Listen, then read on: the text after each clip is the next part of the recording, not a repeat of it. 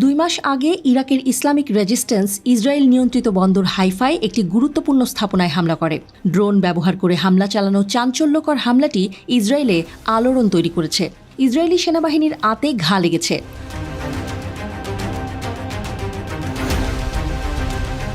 দুই মাস আগের ইরাকি আক্রমণ নিয়ে বিস্তারিত জানিয়েছে ইসরায়েলি মিডিয়া। ইসরায়েলি ওয়েবসাইট ওয়ালার সামরিক সংবাদদাতা আমির বোহবট জানিয়েছেন, মার্চের শেষের দিকে ইরাক থেকে উৎক্ষেপণ করা ড্রোনটি ইলাতে নৌঘাঁটিতে আঘাত করে। তিনি উল্লেখ করেছেন, ইরাকের ইসলামিক রেজিস্ট্যান্স একই দিনে ইলাতে একটি লক্ষ্যবস্তুতে হামলার দায় স্বীকার করে একটি বিবৃতি দিয়েছে।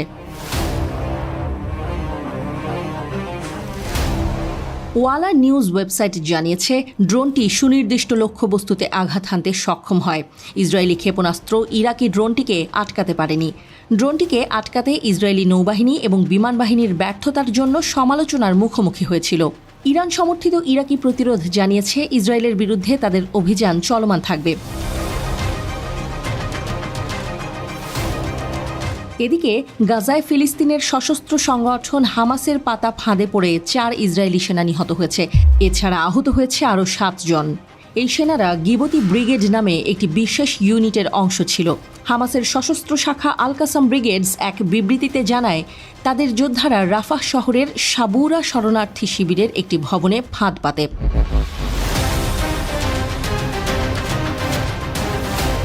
আইডিএফ জানায়, দক্ষিণ গাজার রাফা শহরে একটি ভবনে অভিযানে যায় সেনারা। তারা ভবনটি পর্যবেক্ষণে রাখে। সেখান থেকে হামাসের হামলার আশঙ্কা ছিল, তাই সরাসরি প্রবেশ না করে বোমা ছোড়া হয়। কিন্তু তাতে কোনো প্রতিক্রিয়া না পেয়ে প্রবেশ করে ইসরায়েলি সেনারা। 3 তলা ভবনটিতে প্রবেশের কিছুক্ষণের মধ্যে ভয়াবহ বিস্ফোরণ হয়। ভবনের ধ্বংসস্তূপে চাপা পড়েন কয়েকজন সেনা। এই ঘটনাকে ফাঁদ হিসেবে দেখছে ইসরায়েলি প্রতিরক্ষা বাহিনী। তাদের দাবি, ভবনটিতে হামাসের সুড়ঙ্গ থাকার প্রমাণ মিলেছে। এর মানে এখানে হামাস যোদ্ধারা ছিল।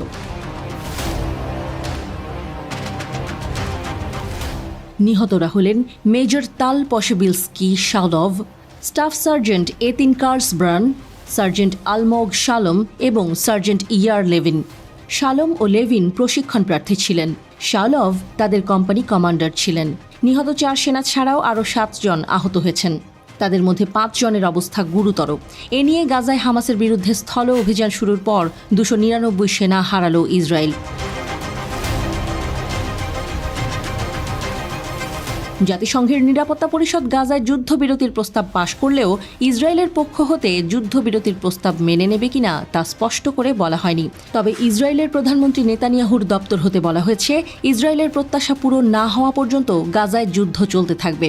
এদিকে ইসরায়েলের প্রধানমন্ত্রীর দপ্তরের বিবৃতির পরিপ্রেক্ষিতে হামাস প্রধান ইসমাইল হানিয়া বলেছেন, ফিলিস্তিনিরা কোনো অবস্থাতেই দখলদার ইসরায়েলের পুতুল থাকতে চায় না।